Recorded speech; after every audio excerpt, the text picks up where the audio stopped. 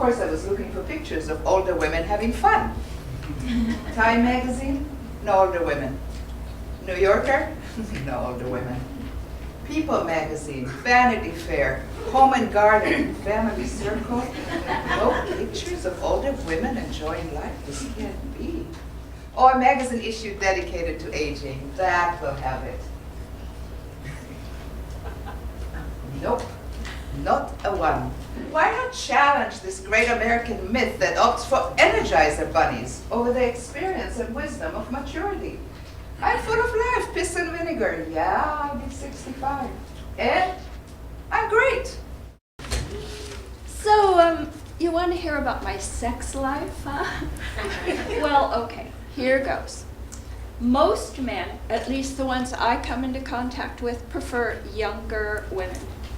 Now, biologically speaking, younger women are more desirable. Hell, I prefer to be with a younger man. But men my age and older, oh, I can't even think about that. At their age, they're either looking for a nurse or a purse. Well, you know, these days it seems like sex is a lot more trouble than it's worth. Sex is highly overrated, don't you think? I mean, I have lots of better things to do with my time. Who needs it anyway? I say, trying to convince myself. One morning, real early, I am fast asleep in my bed when I hear this high, whispery voice calling me, "Shelley, Shelley." I come awake, look around, sleepy-like. "Shelley?" It's coming from outside my window. "Melindy?" "Yeah, it's me. I'm here at your window. Help me." Well, I got untangled from the covers and squint out into the dark, and sure enough, I can just make out two wrinkled old hands grabbed onto the windowsill. "Melindy, what are you doing?" "Pull me in, Shelley, before I fall out of this tree." "Why on earth are you climbing up my tree in the middle of the night, you crazy old woman?" She ain't laughing. She clutches my arm hard. "Shelley, they're gonna put me in a hole." "What?" "Those damn blasted thankless kids of mine are fixing to put me in an old folks home in Tallahatchie." "No." "Yes, I heard them talking in the kitchen last night. They thought I was asleep.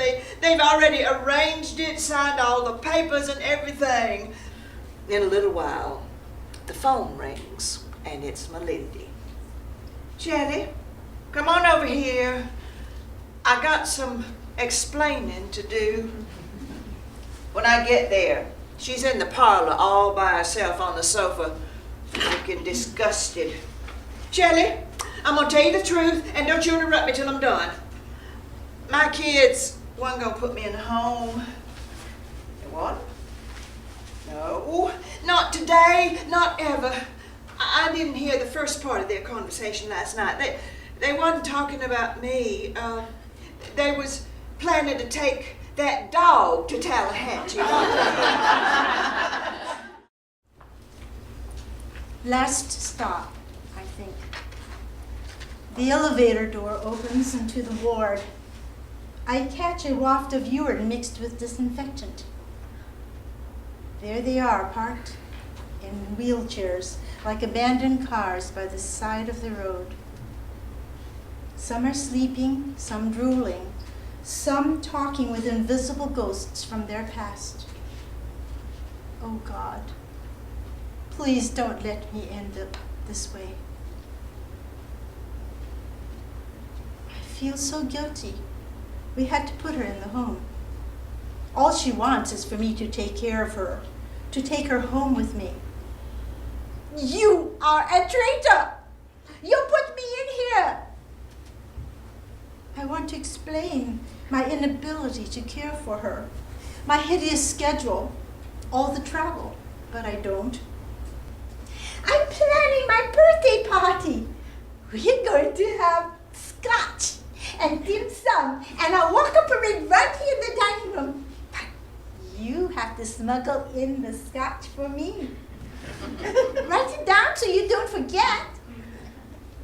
In her mind, the party has already happened, and she's just plain tuckered out. She has only this moment. This moment. Isn't that what I strive for when I meditate? To be in the moment? This is not what I expected. I wonder, will I be graceful, patient, trusting when my time comes? Will you? We'll all have our chance. Did you know that there's more money being spent on Viagra and breast implants today than on Alzheimer's research?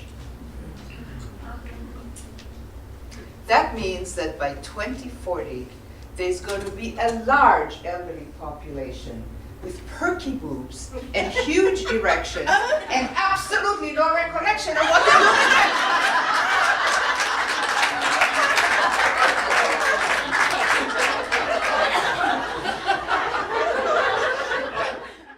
Anyway, my gynecologist told me that I had a fibroid tumor the size of a grapefruit, and if it wasn't removed soon, he would have to drill and blast. And while I'm in the area, he says, since I'm running a special on hysterectomies, for a few bucks more, I'll just throw one in. He went on to tell me that I was carting around a lot of parts that I had no further use for, so why not lighten up? Well, the thought of losing weight while sleeping appealed to me. So I told him to go for it. I went down a list of 20 ways to keep my heart healthy and narrowed it down to 2. Red wine and dark chocolate.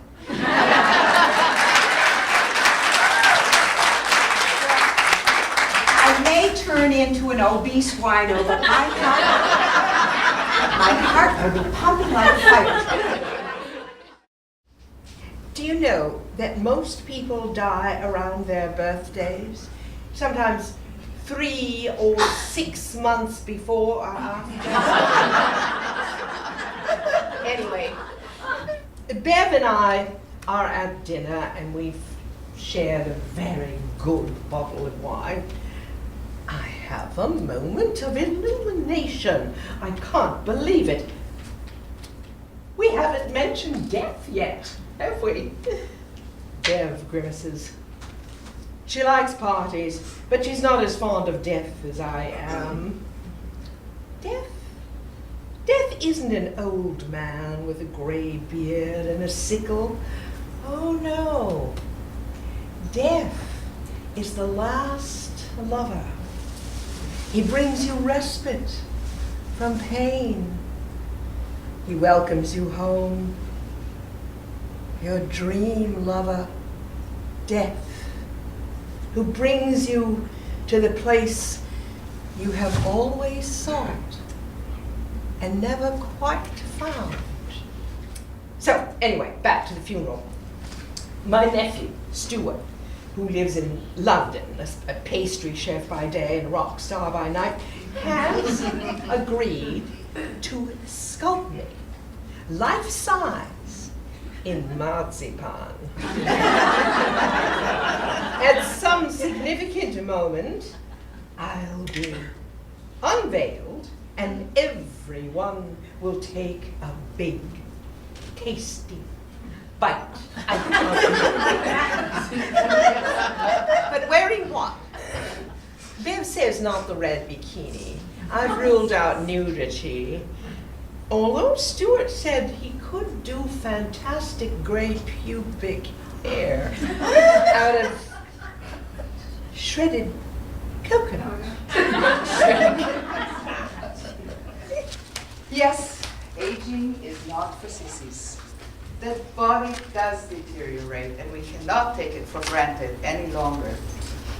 But the spirit strengthens and soars with heartfelt gratitude for friendship, spirituality, community, creativity, and that endless curiosity about the mystery called life.